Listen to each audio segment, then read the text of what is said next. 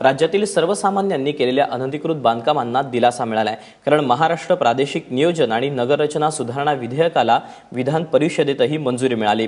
यामुळे दिघावासियांना मोठा दिलासा मिळण्याची शक्यता आहे। न्यायालयाच्या आदेशाचं पालन करून राज्य सरकारनं गरीब आणि मध्यमवर्गीय नागरिकांनी केलेली अनधिकृत बांधकामं, गरजेपोटी वाढवलेल्या बांधकामांना संरक्षण देण्याबाबतचा हा मसुदा मंजूर करण्यात आला। या नव्या कायद्याप्रमाणे गरजेपोटी बांधलेली अनधिकृत बांधकामं दंड भरून नियमित करता येणार आहेत। 31 डिसेंबर 2015 पूर्वीच्या बांधकामांनाच नव्या कायद्याचा लाभ होणार आहे। 1000 चौरस मीटरपेक्षा अधिक क्षेत्रावर अनधिकृत बांधकाम असेल तर मात्र ते तोडलं जाणार आहे।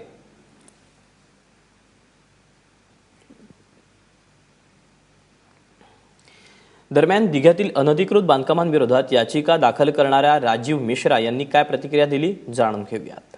महाराष्ट्र के जिस विधान भवन को एक पवित्र सभागृह माना जाता है और जहां से बनाए गए कानून पूरे राज्य को अनुशासित करते हैं, आज उसी पवित्र सभागृह में कानून को तोड़ने वालों को प्रश्रय देने का जो प्रस्ताव पास हुआ है वो बहुत ही दुर्भाग्यपूर्ण है। आज जिस तरीके से महाराष्ट्र के विधान भवन ने उस पॉलिसी को लेजिस्लेशन ला करके पास किया है, यह इस बात का संकेत है कि महाराष्ट्र सरकार सीधे तौर पे माननीय उच्च न्यायालय के साथ संघर्ष करने की स्थिति में खड़ी है।